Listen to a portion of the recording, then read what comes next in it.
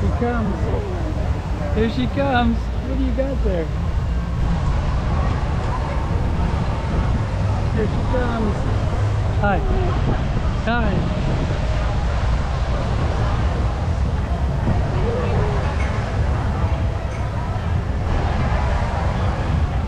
Go, mama, go.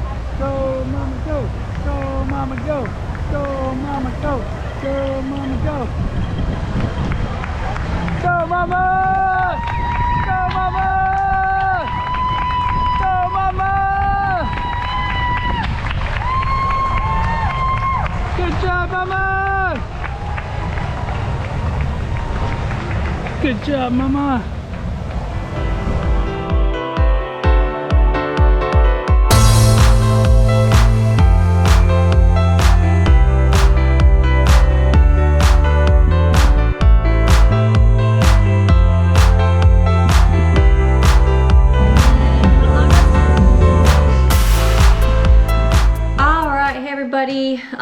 We are back in Spokane here. We just got back this morning. Had a super early flight out of Houston, and got back about 10:45. Dropped the kids off at daycare so we could get a few things done. I figured a good time as any for me to get a little race recap out to you regarding Ironman Texas. So before I even remotely get started with anything, I just really want to say thank you to everybody out there who was on course, sending Brandon messages, sent me messages afterwards, and just all the constant support.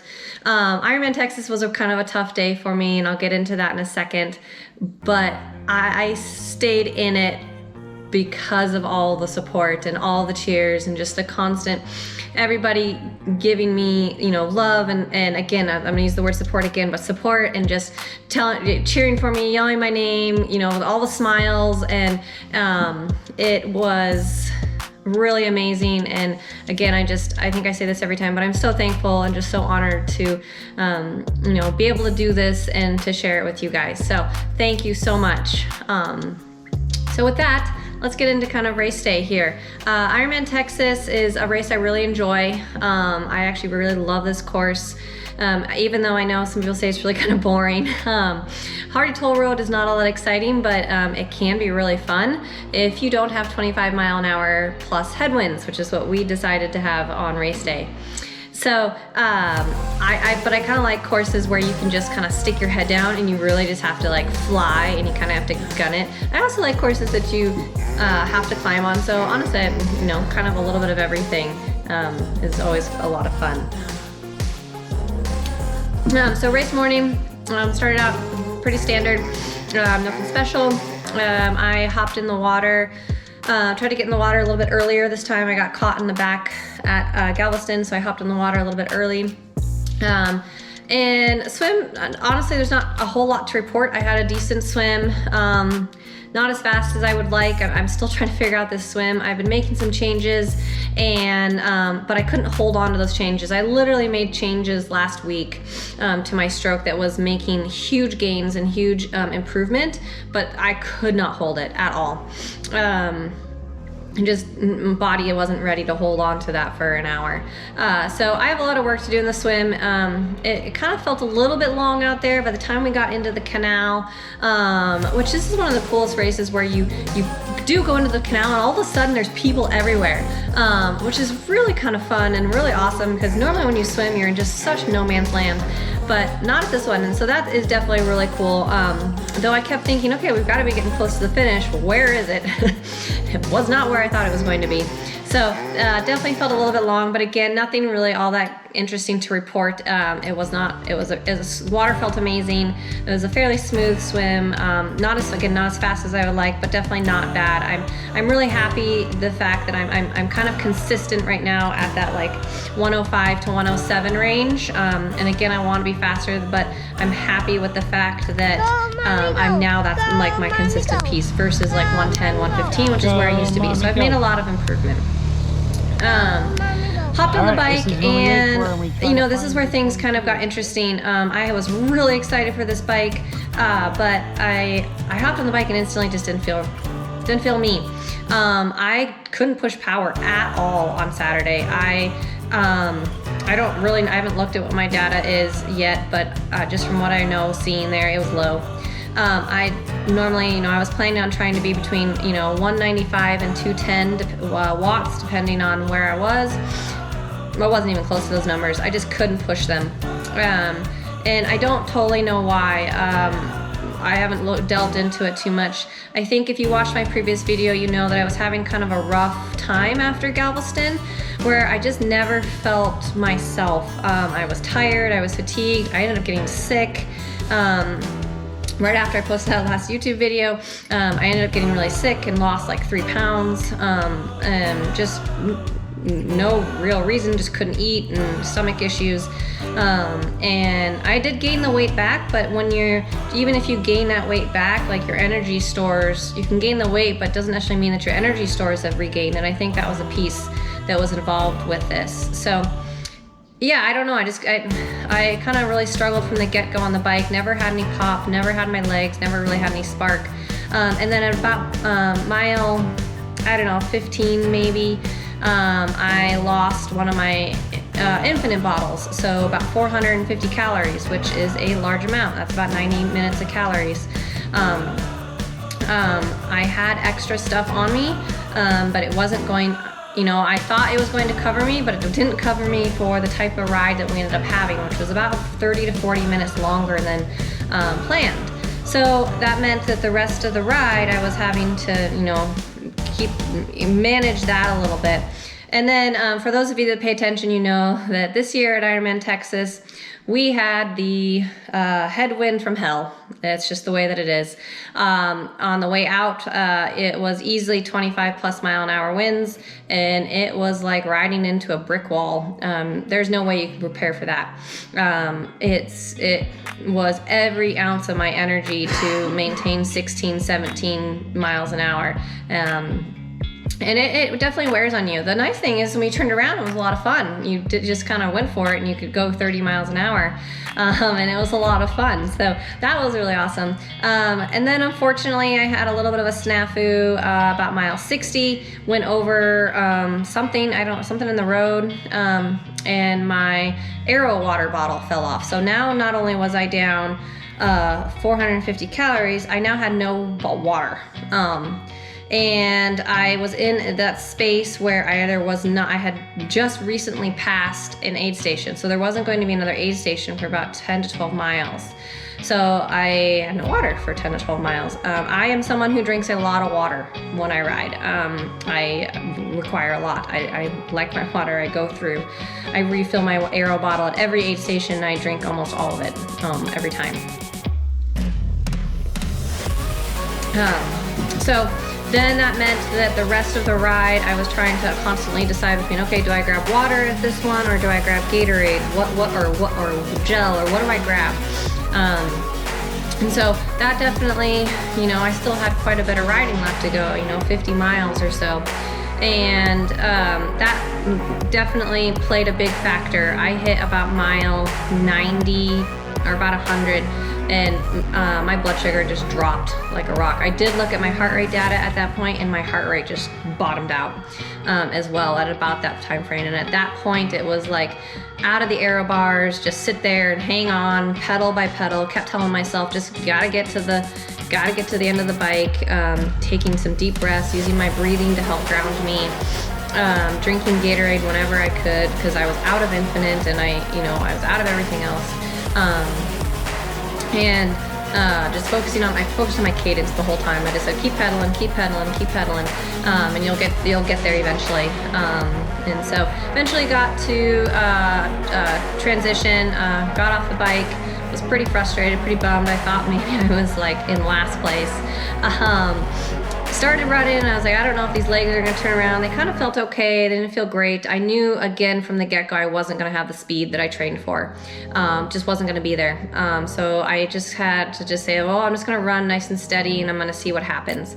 I saw Brandon and the boys at about 1.5-ish, and said I was in like top 3 overall, or something, I don't quite remember, and it surprised me. And so that kind of gave me a little bit of a spark and some energy. Again, I still knew that there wasn't going to be the speed that I wanted, but I just said, oh, I just gotta focus on my day, focus on my race, and kind of do what I can from just focusing on being strong and being steady. Honestly, I kind of ignored my watch, and I literally just focused on mile by mile, staying steady, focusing on my cadence, and trying not to think about the fact that I did not feel fabulous.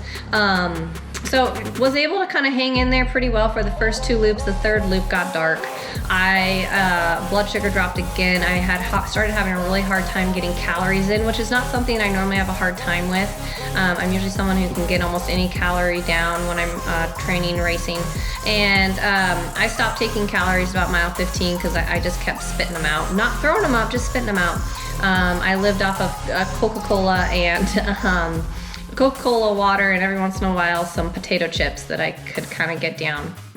And I ended up walking through a couple of aid stations, which is not something that I normally do. I usually run through all aid stations and just didn't have the energy.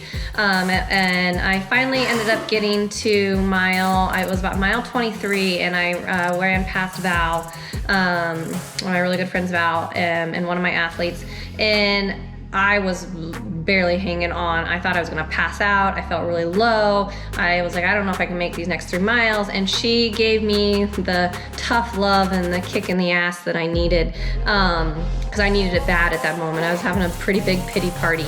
And that helped. That brought everything around. I just focused again. I was like, okay, I can do 3 miles. I just kept telling myself, you've got 3 miles to go. You can do 3 miles in your sleep. Like, you do 3 miles all the time.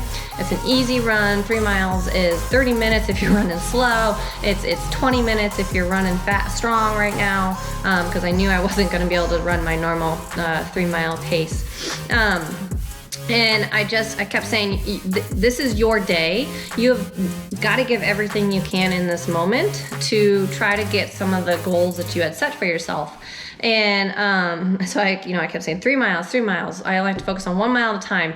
I said, I've had babies. I do all this training on no sleep. Like, I can do this. I can do 3 miles. And so finally, 1 mile to go, and I knew I could hang in there for another mile no matter what.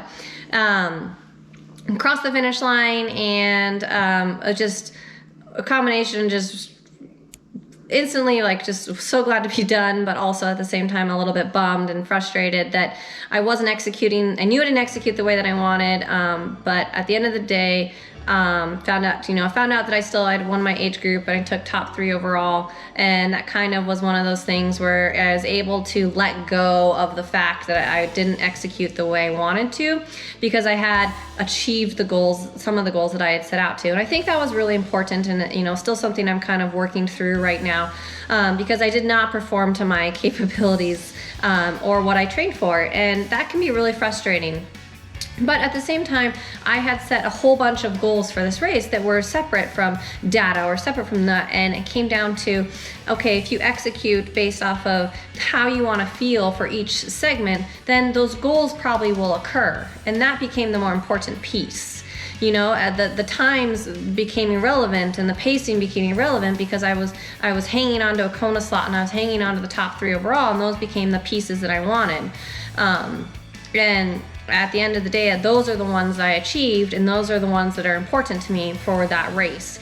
And so you have to, it was a good reminder to constantly always remind yourself, you have to have micro goals, you have to have sub goals, you have to have other pieces that you're fighting for in the day, so that when things don't go perfectly or go the way that you want, that everything else kind of, doesn't revolve around it, and you can adjust, and you can make up and change how your thought process is for it. So yeah, overall, again, I'm extremely happy. I accepted my Kona slot, and I'm really excited to be going back to Kona. It's one of my favorite races.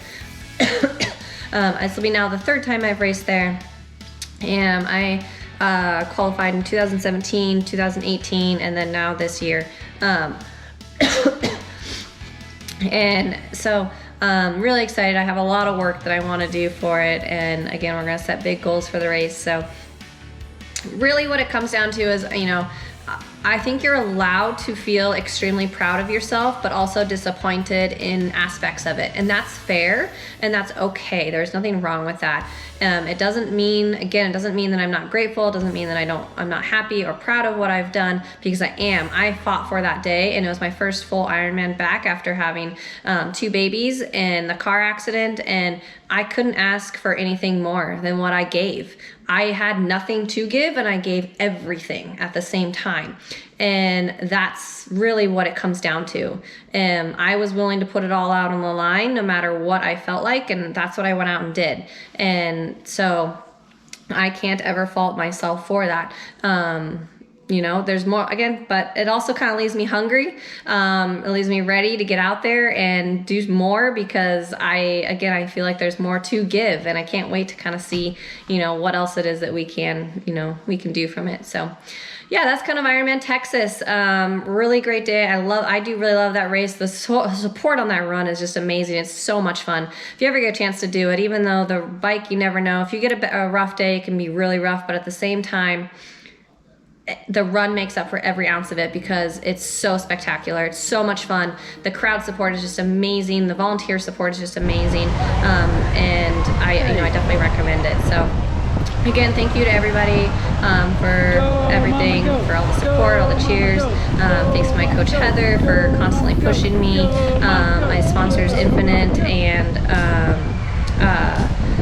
Tres Pinas for, again, all your guys' support. Brandon and the boys for everything that you guys do for me, because it definitely could not be done without any of you. Triathlon may be a very singular sport, but I think everybody who does it will tell you that it's a team effort out there. So thanks again, and I look forward to kind of sharing the rest of the journey with you guys. Go, Mama! Go, Mama! Good job, Mama! Good job, Mama!